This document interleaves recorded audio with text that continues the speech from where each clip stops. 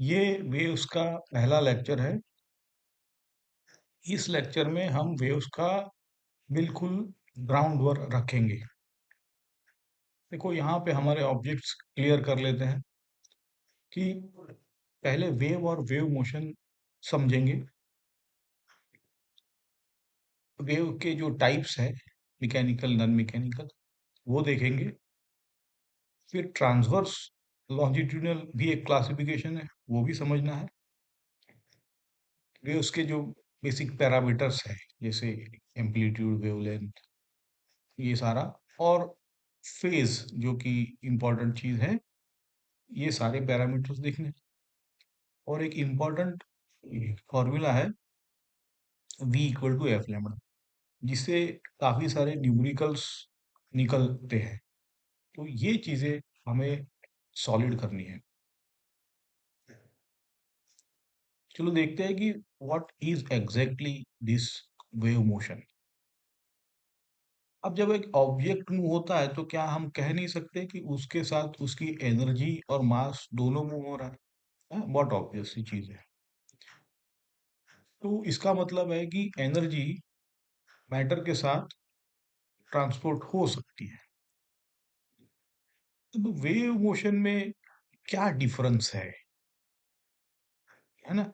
तो ये एक ही इतना डिफरेंस है कि भाई यहाँ पे एनर्जी और मोमेंटम तो ट्रांसफर होता है एक जगह से लेके दूसरे जगह, लेकिन इम्पोर्टेंट चीज ये है कि मैटर का ट्रांसपोर्ट नहीं होता है ना? तो यही इम्पोर्टेंट और यूनिक चीज है वेव मोशन में। जैसे एग्जांपल में यूजुअली जब हम बोलते हैं तो it creates a pressure difference, and this pressure difference is responsible for the transfer of energy and momentum till the listeners year. ठीक है, ये आगे देखेंगे इसको कि ये कैसे होता है। ये लॉन्जिट्यूडिनल वेव बोलते हैं इसको।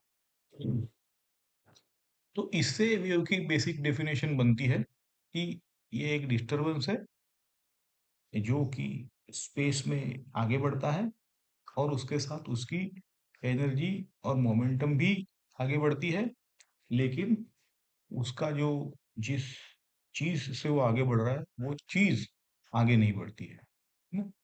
तो अब ये चीज जो है वो पार्टिकल है मीडियम की, तो आगे नहीं बढ़ती तो कैसे ट्रांसपोर्ट होता है? तो ये है कि ये चीज ऑसिलेट करती है। जब वो ऑसिलेट करती है तो अपना मोमेंटम और एनर्जी दूसरे नेबरिंग पार्टिकल को दे देती है। ऑसिलेट का मतलब है वापस अपनी जगह मीन पे आ जाएगी। अब आता है थोड़ा क्लासिफिकेशन देख लो। मैकेनिकल वेव्स में मटेरियल जरूरी होता है, वही मैकेनिकल वेव्स है। इनको इलास्टिक वेव्स भी कहते हैं। अब मटेरियल मीडियम क्यों जरूरी है? जिसने एसएचएम पढ़ा है उसको ये पता है मीन के तरफ ऑसिलेट अगर किसी को करना है तो इलास्टिसिटी के बिना तो होगा नहीं, और इलास्टिसिटी ही मटेरियल प्रोवाइड करता है। जैसे स्ट्रिंग पे वेव जा रही है, वाटर पे वेव जा रही है, एयर में ये वेव जा रही है, तो ये सारे जो है वो मटेरियल मीडियम है। और ये जो मटेरियल मीडियम है उनको उनके पास खुद का एक इलास्टिसिटी होता है। और जैसे मैंने कहा कि ये ही इलास्टिसिटी पार्टिकल को रिस्टोरिंग फोर्स देती है, ताकि पार्टिकल वापस अपनी इक्विलिब्रियम मीन पोजीशन पे आए और फिर वहां से ऑस्टिलेट वापस हो। ऐसा यूजुअली कहा जाता है कि इस मीडियम के पास, मटेरियल मीडियम के पास इनर्शिया भी होना जरूरी है। अब वो हम जब आगे बढ़ेंगे तो फॉर्मूला से भी देखेंगे। बट ओवरऑल इनर्शिया का मतलब है कि मटेरियल ट्रांसफर एनर्जी तभी करेगा जब वो स्टोर कर पाएगा ना, तो इनर्शिया का मतलब है एनर्जी स्टोरिंग। ठीक है, आगे और इसको क्लियर हो जाएगा, but this are the fundamental things. अब as oppose to mechanical, electromagnetic waves में मटेरियल की जरूरत ही नहीं है, वो वैक्यूम में भी चले जाते हैं। वो बाय दैट्स देयर नेचर। जैसे सारे जो इलेक्ट्रोमैग्नेटिक वेव्स हैं, उनमें ये सारे आ जाते हैं, आपको पता है, जैसे कॉस्मिक रे से लेके रेडियो वेव्स तक। उसमें लाइट भी आया, विजिबल भी आ गया, माइक्रोवेव, इंफ्रारेड, ये सारे रेव्स बेसिकली जो भी इंफ्रा इलेक्ट्रोमैग्नेटिक वेव्स हैं, और इनकी स्पीड एक ही होती है, चाहे कोई भी वेव्स ले लो आप, है ना? ये सारे 3 × 10⁸ के मीटर पर सेकंड से चलते हैं। ये चेंजिंग इलेक्ट्रिक और मैग्नेटिक फील्ड है, इलेक्ट्रोमैग्नेटिक वेव्स मतलब। ठीक है, अभी के लिए इतना बहुत है। That is why they can permeate through the vacuum. अब देखो, एक पल्स मतलब स्ट्रिंग के ऊपर कैसे आगे बढ़ सकता है। आप अगर एक स्ट्रिंग को झटका दे एक एंड पे एक बार, तो ये झटके एक बम्प बनाएगा, है कि नहीं? एक ही बार अगर झटका दिया, एकदम स्ट्रेच्ड स्प्रिंग है, टेंशन है जिसमें, और ये आपने कभी कभी देखा भी होगा, तो ये बम्प आगे भी बढ़ेगा जैसे ही झटका दिया आपने। ये जो बम्प है उसी को पल्स कहते हैं, उसी को वेव पल्स कहेंगे हम। देखो, इस फिगर में ये दिखाया है कि एक बार झटका देके वापस अपनी पोजीशन पे लाए हैं, तो ऐसे बम्प आगे बढ़ेगा। अगर ये झटका हम रिपीटेडली दे, और ये रिपीटेड में सेम होना चाहिए, मेरा जो झटके का जो पैटर्न है, फोर्स है, वो और फ्रीक्वेंसी सब सेम हो, सेम झटका रिपीटेडली हो, तो ये ट्रेन बनाएगा अपने जो पल्स था वैसे। और ये जो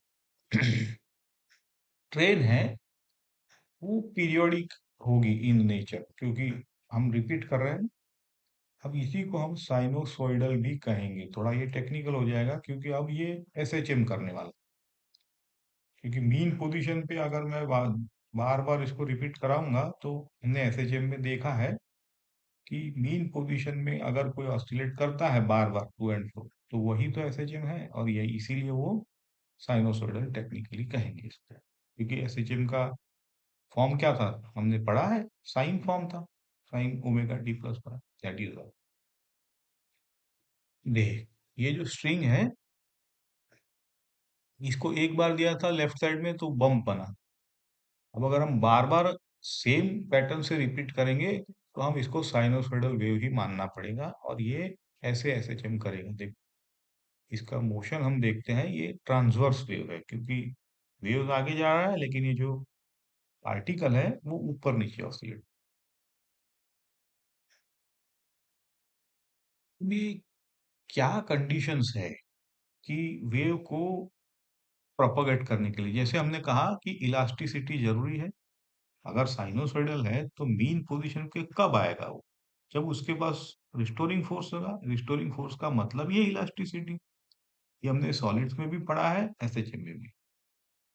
और बेसिक है कि एनर्जी उस पोजीशन पे वो स्टोर भी कर सके, तो भी वो आगे पास ऑन कर सकता है।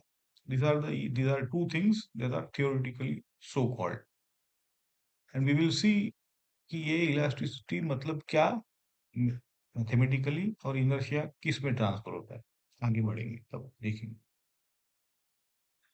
दूसरा है कि फ्रिक्शन, अगर फ्रिक्शन बहुत ज्यादा है तो वो वेव को बढ़ने नहीं देगा। तो यहाँ पे अज्यूम करते हैं कि फ्रिक्शन बहुत ही कम है ना? तो फ्रिक्शन कम है, तभी तो ये सारे वेव्स धीरे धीरे आगे बढ़ेंगे।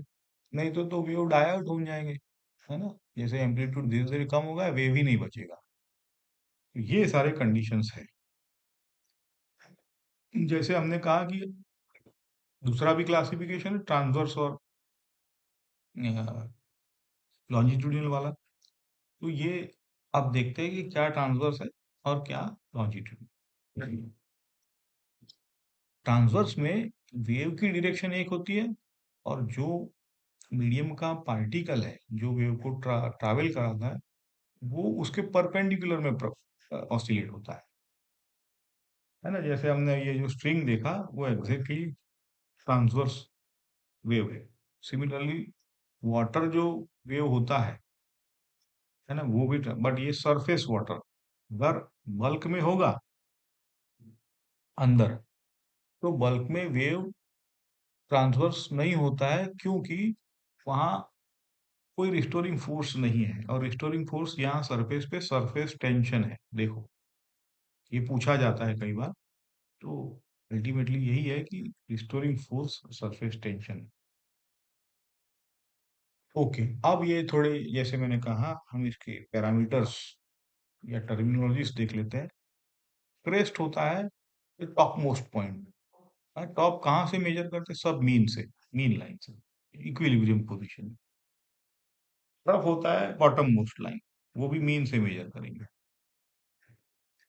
डिस्प्लेसमेंट मैक्सिमम क्या होगी एक पार्टिकल की? ऑब्वियसली वो क्रेस्ट तक जाएगा, नीचे वापस ट्रफ तक आएगा, तो वही तो उसकी डिस्प्लेसमेंट है टोटल। ये थोड़ा इसमें आप सारे पैरामीटर जो है वो यहाँ पे देख सकते हो। वाई एक्सिस पे देखो, ये जो प्लस ए है वो क्रेस्ट पे है, माइनस ए जो वाई एक्सिस पे है ना, वो ट्रफ बोल दो इसको।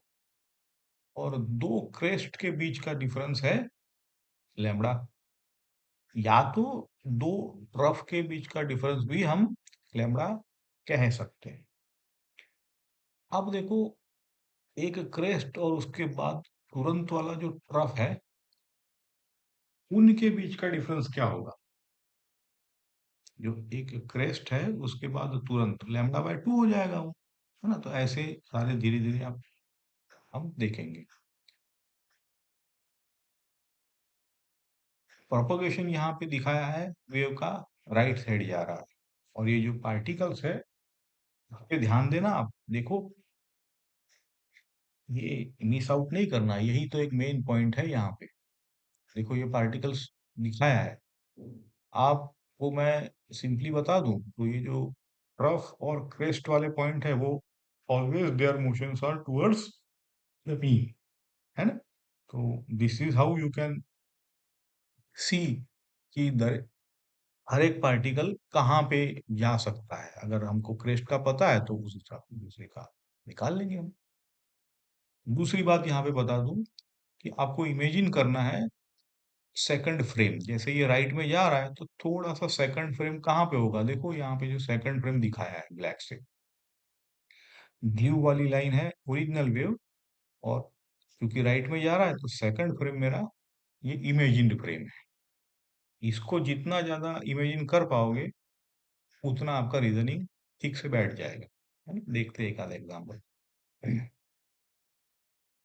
चलो, तो ट्रांसवर्स वे में हमने देखा कि ये जो क्रेस्ट और ट्रफ वाले पॉइंट्स है वो कहाँ जाते हैं? मीन की तरफ जाते हैं। और एसएचएम से हमें पता है कि इंस्टेंटेनियस वेलोसिटी मैक्सिमम पे का क्या होती है? जीरो होती है, ऑब्वियसली, ये तो बहुत अच्छी तरह से।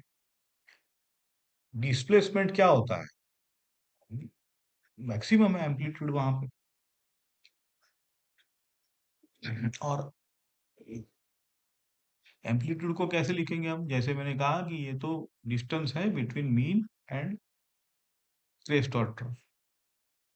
वेवलेंथ को कैसे लिखेंगे?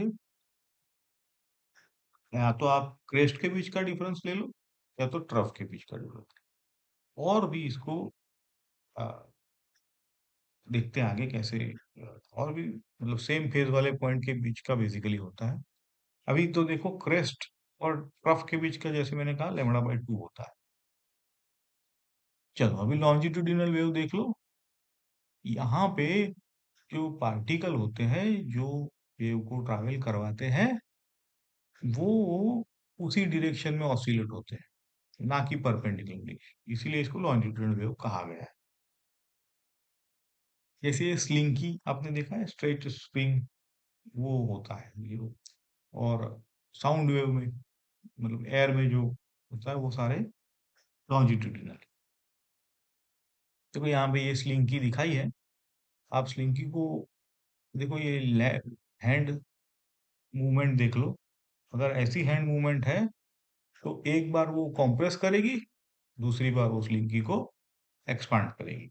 और ये एक झटके में अगर स्टॉप कर दोगे तो उस लिंकी तो लंबी है, तो ये कंप्रेशन एक्सपांशन ऐसे ट्रैवल करेंगे, आगे आगे बढ़ते जाएंगे, मतलब, है ना। फिर धीरे से ये जहाँ पे कंप्रेशन एक्सपांशन है वो अपनी जगह पे आ जाएगा, लेकिन वेव आगे बढ़ेगी। लैम्बडा देखो कैसे, दो कंप्रेशन के बीच ले लो या दो एक्सपांशन के बीच ले लो। तो ये जो लॉन्जिट्यूडिनल वेव है उसमें कंप्रेशन और रेरफेक्शन कहते हैं। तो कंप्रेशन क्या होता है, हाई प्रेशर या हाई मतलब एयर है तो प्रेशर बोलो, नहीं तो अगर स्लिंकी है तो डेंसिटी, मतलब मटेरियल डेंस होगा एक जगह। रेरफेक्शन मतलब या तो लो प्रेशर बोलो या तो लो डेंसिटी बोलो,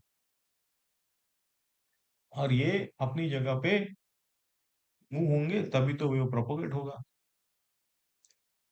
जैसे कहा ये sound wave is a longitudinal wave. अब इसका प्रोफाइल देखो, ये जो स्लिंकी था उसका अगर हमें प्रोफाइल ड्रॉ करना है तो लेफ्ट साइड में देखो कि ये लेफ्ट और राइट है, मतलब पार्टिकल के जो मूवमेंट है उसका लेफ्ट और राइट है वाई एक्सिस पे, ये समझो आप। वाई एक्सिस पे क्या है, मीन पोजीशन से लेफ्ट और राइट, है ना, तभी तो प्रोफाइल मिलेगा। और उसका जो ऊपर वाले डायग्राम है वो दिखाता है कि डेंसर कहाँ पर है पार्टिकल्स और कहाँ पर रेरफेक्शन एक्सपांशन कहाँ पर, है ना। और अनडिस्टर्ब मीडियम ऐसे हाइपोथेटिकली बताया है कि इक्वली स्पेस्ड पार्टिकल है पहले। तो अगर पार्टिकल लेफ्ट जाएगा तो कैसे वेव बनता है, और राइट जाएगा तो कैसे वेव बनता है। ठीक है, तो ज्यादा इसमें कुछ है नहीं, आप इतना ही समझ लो कि कंप्रेशन और रेरफेक्शन से ये वेव आगे बढ़ता है। ठीक है, तो हम लोग इसके की पॉइंट्स क्या बोलेंगे कि कंप्रेशन और रेरफेक्शन से ये आगे बढ़ता है।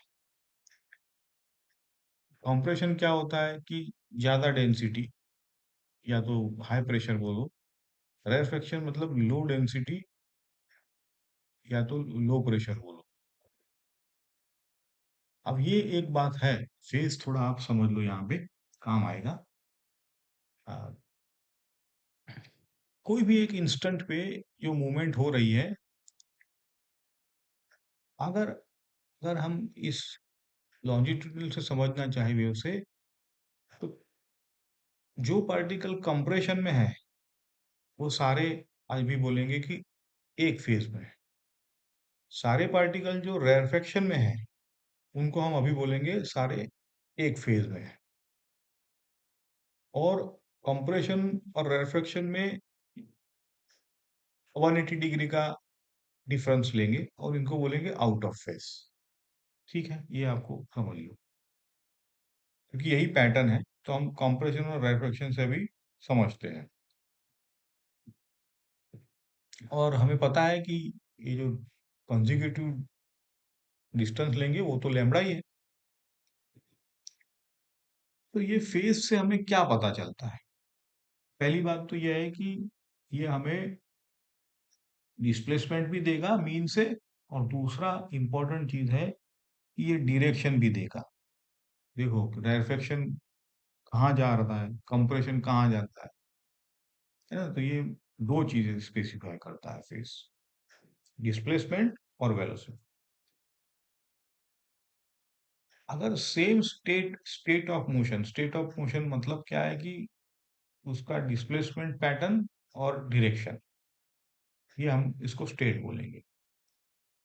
तो अगर ये सेम डायरेक्शन में है, सेम डिस्प्लेसमेंट पैटर्न है, जैसे कंप्रेशन तो कंप्रेशन और रेरफेक्शन तो रेरफेक्शन, तो ये हम बोलेंगे कि सेम फेस है। और यहाँ पे सेम फेस को लिखेंगे 2n पाई, इतना याद रखो अभी।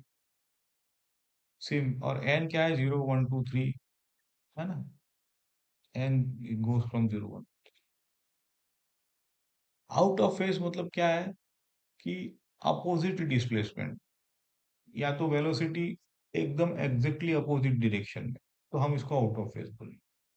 और आउट ऑफ फेज को मैथमेटिकली कैसे लिखेंगे, 2n+1 पाई। और n goes from 0 1 to 3. Okay, तो ये फेज हमें कि एक दो पॉइंट ले ले तो हमें ये तुरंत बता देगा कि ये मोशन इनकी कैसे है, तो हम कंपेयर कर सकते हैं डिफरेंट पार्टिकल को एट अ गिवन इंस्टेंट। ये प्रैक्टिस से हम देख लेंगे आगे, लेकिन ये इतना ही है कि डायरेक्शन और पैटर्न दिखाता है। देखो ये फेस को समझने के लिए एग्जांपल है, ये एक वेव है, यहाँ पे 1 2 3 4 5 आपको पॉइंट्स दिए हैं, बताओ कौन से फेज में है कौन से फेज में नहीं है। तो देखो 1 और 4 कहाँ जा रहे हैं, जैसे मैंने कहा वो तो नीचे ही जाएंगे मीन की तरफ, क्रेस्ट वाले, तो ये हम बोलेंगे आउट, सॉरी फेज में है, क्योंकि दोनों का डायरेक्शन एक। और ये दोनों का पैटर्न कहाँ है, देखो दोनों क्रेस्ट पे है तो दोनों का सेम डिस्प्लेसमेंट पैटर्न है।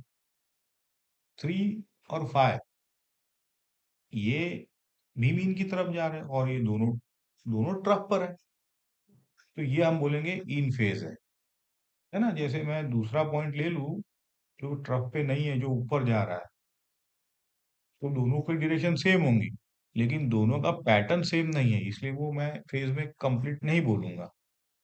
इन फेज का मतलब है 2 n पाई, है ना, तभी हम इन फेज। और 4 I 5 को बोलेंगे हम आउट ऑफ फेज, क्योंकि 180 डिग्री है, क्योंकि एक एक्सट्रीम पे है, दोनों दोनों की पैटर्न देखो एक्सट्रीम पे है और दोनों अपोजिट डायरेक्शन में है, ऐसा। अब ये एक वेव फॉर्म होता है जिसको वेव फंक्शन भी बोल दो, मतलब शेप। दूसरा होता है वेव की स्पीड, ये दोनों हम देखते हैं कि एक फिक्स्ड टाइम पे आप अगर डिस्प्लेसमेंट वर्सेस पोजीशन का जो ग्राफ है, जैसे पहले हमने देखा अभी जो प्याला वेव का पैटर्न देखा, उसी को वेव फॉर्म बोलेंगे। या तो शेप बोलो या वेव फंक्शन बोलो, एक ही बात है।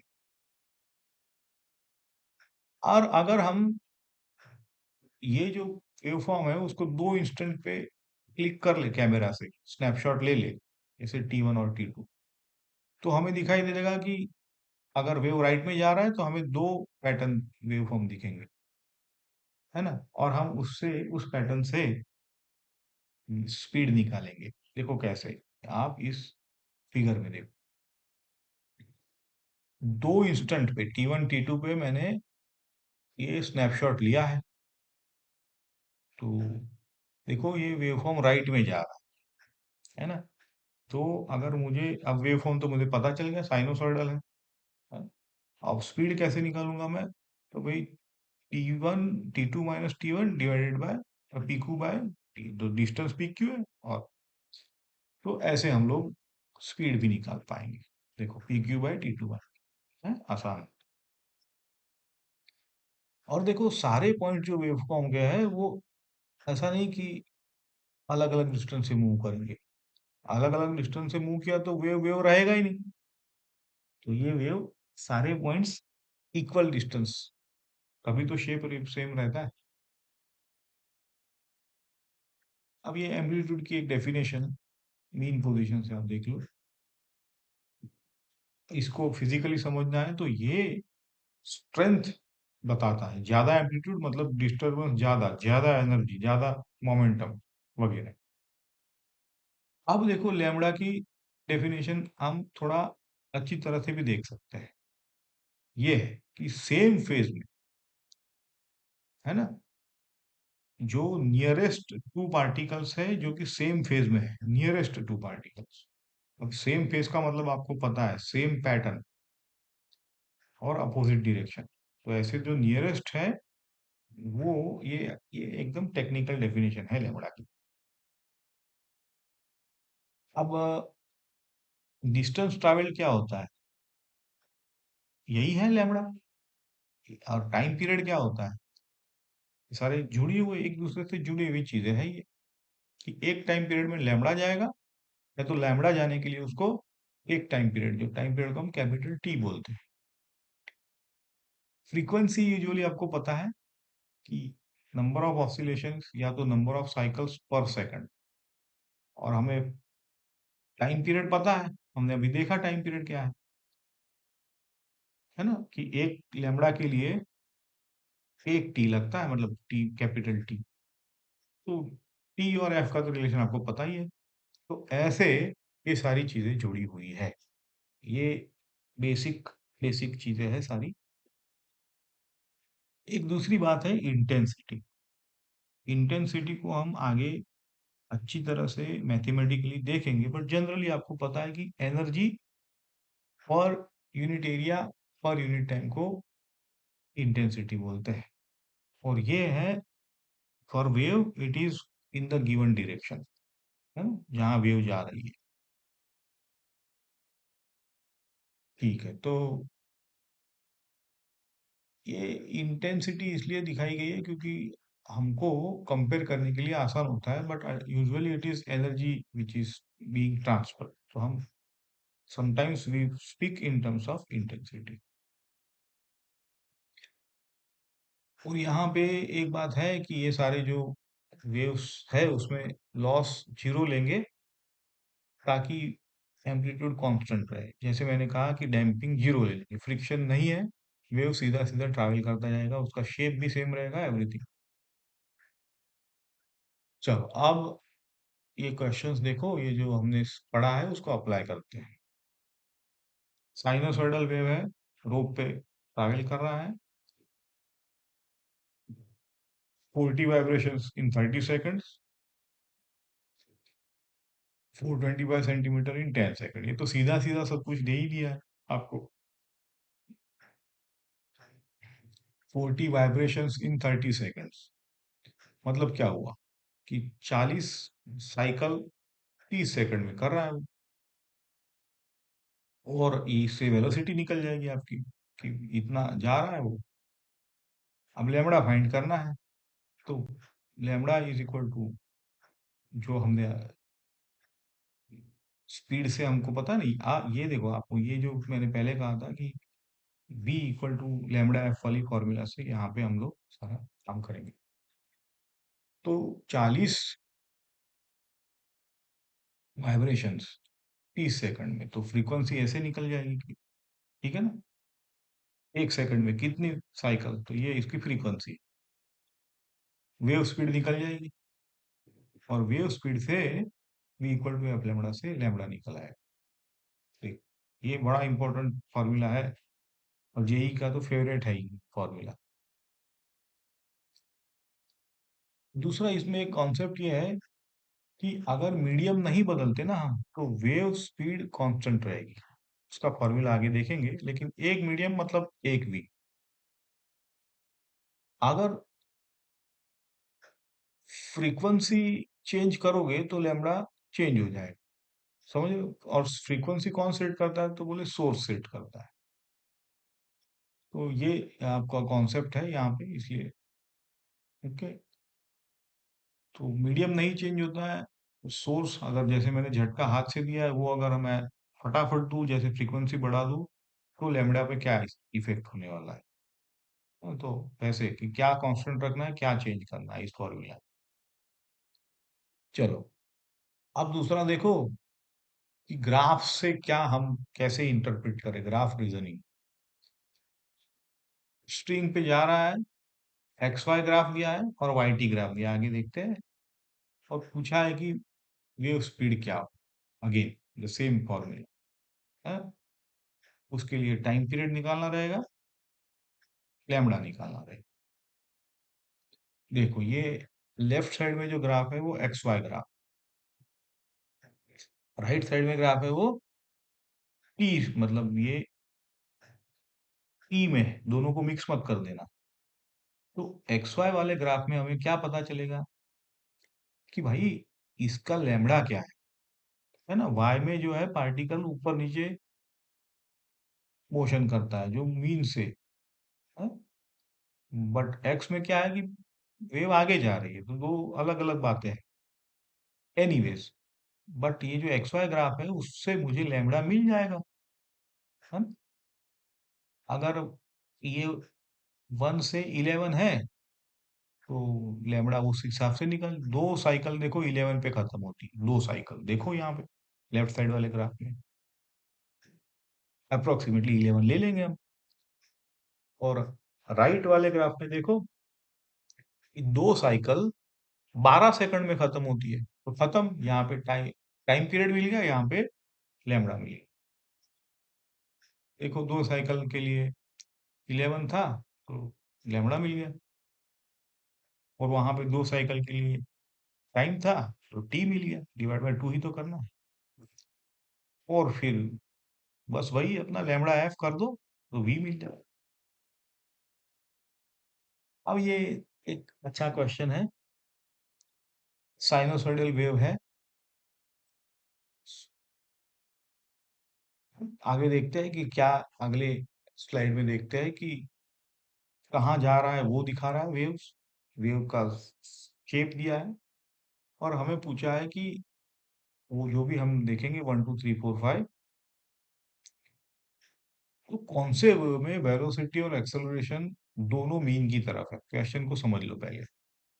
हाँ, एक बार मैं आपको दिखा दूं, फिर क्वेश्चन को वापस देखते हैं। ये देखो, ये वेव्स ऐसे दिए, डायरेक्शन दे दिए, मतलब कहाँ ट्रैवल कर रहा है वो दिया है। पूछा है कि अब ये जो 3 वेव थे उनमें वेलोसिटी और एक्सेलरेशन दोनों मीन की तरफ है, ऐसा कौन सा वेव है, समझो। ठीक है, तो इसमें ना आपको एसएचएम के कॉन्सेप्ट्स क्लियर होने चाहिए। अब आपको ये पता होना चाहिए एसएचएम से कि भाई एक्सेलरेशन तो हमेशा मीन की तरफ ही होता है। तो तीनों में एक्सेलर, अब रही बात वेलोसिटी की, तो इन तीनों में आप देखो कि कौन से पॉइंट की वेलोसिटी टुवर्ड्स मीन है, खत्म। तो जैसे मैंने कहा, आपको क्या करना है, अगला फ्रेम इमेजिन कर लेना है, तभी तो ये पॉइंट कहाँ जा रहा है दिखे। देखो, जैसे मैंने कहा एक्सेलरेशन तो पोजीशन के साथ, मीन के साथ ही होता है। वेलोसिटी के लिए हम लोग फ्रेम एज्यूम करेंगे। अब वेलोसिटी निकालने के लिए देखो, अगला फ्रेम ये ब्लैक वाली लाइन है। तो अगला फ्रेम कैसे निकालते हैं, जिस डायरेक्शन में वेव जा रहा है वही हमारा अगला फ्रेम। देख, तो ब्लैक वाली लाइन अगर हम ड्रॉ कर ले, तो फटाक से हमको जो पॉइंट है, जैसे 2 है 4 है, ये दिख जाएंगे कौन कहाँ जा रहा है। तो देखो यहाँ कौन सा पॉइंट मीन की तरफ जा रहा है, सिर्फ एक ही पॉइंट है 4 वाला, है कि नहीं। बाकी सारे यहाँ पे मीन से, सॉरी 3 वाला भी है, आई एम सॉरी, 3 वाला भी मीन की तरफ जा रहा है, 4 वाला भी मीन की तरफ जा रहा है ना, और 5 वाला भी मीन की तरफ है। देख, तो यहाँ पे हम कह सकते हैं कि 4 5 और 3, ये सारे पॉइंट जहाँ पे वेलोसिटी और एक्सेलरेशन दोनों मीन की तरफ है। तो ये सारे पैटर्न जो बेसिक है, हमने 3 क्वेश्चन में बहुत सारे पैटर्न इसी बेस पे होते हैं, सारे कवर कर लिए। चलो, तो अब हम इस लेक्चर का टेक अवे लिखते थे कि वेव की डेफिनेशन आप ऐसे बना सकते हो। ये पहली है जो डेफिनेशन है, energy momentum transfer without matter going any. हमने देख लिया मैकेनिकल वेव क्या होते हैं, ईएम वेव्स क्या होते हैं। हमने ये भी देख लिया कि ट्रांसवर्स वेव, लॉन्जिट्यूडनल वेव कैसे डिफाइन कर सकते हो आप लोग, है ना। ट्रांसवर्स में परपेंडिकुलर डायरेक्शन होती है पार्टिकल की, और लॉन्जिट्यूड में पैरेलल पार्टिकल की डिस्प्लेसमेंट, जो मीडियम के पार्टिकल है, और वो कंप्रेशन और रेफ्रेक्शन कहेंगे लॉन्जिट्यूडल में। हमने A lambda F T speed V और इनका रिलेशन भी देख लिया अच्छी तरह से, और ये समझ भी लिए है। ठीक है, तो ये बेसिक है, और इनके बेस पे जो हमने कैसे ग्राफ रीजनिंग करना है वो भी देख लिया। अब देखो, ये सिर्फ आपका लेक्चर का समरी है, यहाँ पे आप पॉज करके देख लेना। और यहाँ पे मैंने आपको जो एग्जाम ओरिएंटेड पॉइंट्स है वो यहाँ पे रिकैप करवा दिए। हैं? तो अब आगे हम इसको आगे बढ़ाएँगे नेक्स्ट लेक्चर में।